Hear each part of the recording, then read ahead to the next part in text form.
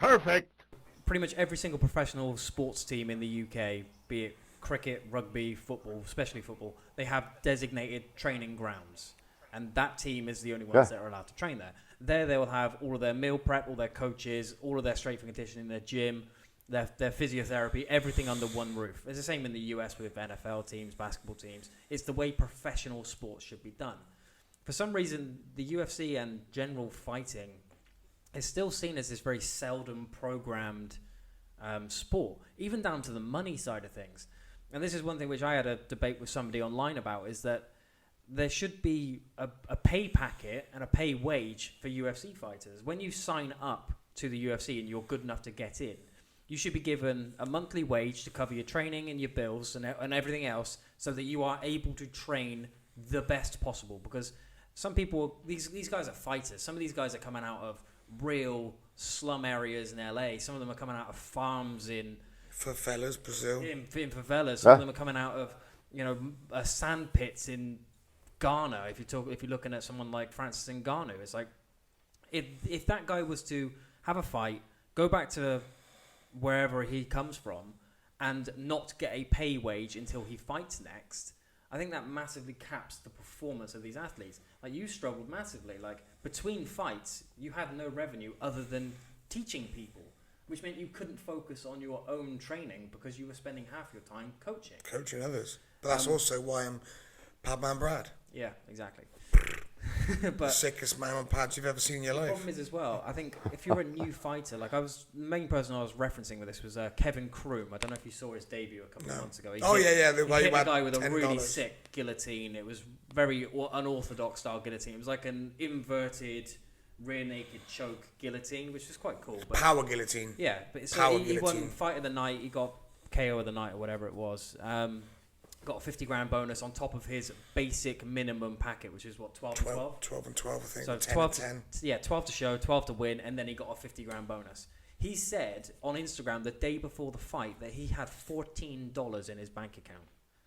So he was broke. He was fighting and surviving at the lowest level. But now he earned 70 grand. He went out and bought himself a new truck. He went out and bought himself some new clothes and this, that, and the other. And he's probably now back down to not a massive amount in the bank. Going forward, if he doesn't fight for another 6 months, his ability to train will start to taper off because he can't afford the best levels.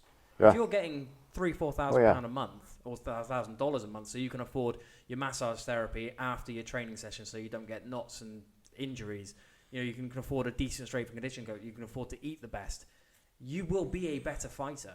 And yes, it will cost around about $1 million a month to cover all 500 athletes under the UFC roster, but those 500 athletes will become better athletes in the process. Like footballers, professional footballers, they're on a wage. They're getting paid, in some cases, up to £500,000 a week, even not to play. But that's pounds as well, not US dollars. So that's like some of them are getting about $1 million a week. Yeah. A week. Yeah, that's not including professional combat sports is definitely lagging behind in that department. What's his name? Tony Jeffries, the boxer. He put out this post on Instagram about the difference between his amateur and his professional boxing career, and how when he was boxing amateur, Instagram on Instagram, yeah, Tony Jeffries. Yeah, he's talking about as an amateur, like it gave him the idea that. This is great. Everything's taken care of. He's on the national team. He's got all the coaches, he's got the facility, he's got insurance, everything's covered, everything's taken care of, everything's being pointed in the right direction. And then he goes pro and suddenly you're on your own. You're on your own in this big wide world where everybody's trying to take advantage of you and you don't know anything. It's scary as well. Yeah. That big wide world is a horrible place, like, especially if you have to if you're a brand, say you're an amateur, you've got 6 or 7 fights behind you, you get drafted by the UFC on, say, one of their fight nights or through the Dana White Contender Series, or just called up for debuts. Over the summer, because they had to pack so many events in, half of the undercards were debuts. So they were signing 5 to 10 new fighters every single week just because they had to fill the roster of every single event. Those people were going from backyard brawling or like low-level pay-per-view events, or not even pay-per-view, low-level local events, to the world stage, where the mental preparation for that is ridiculous. Like, it's so much harder and there's so much more pressure. And these guys, they haven't been carved out of stone over years and years and years of prep and a team behind them in the UFC. They've just been thrown in at the deep end, and that's where a lot of problems can happen.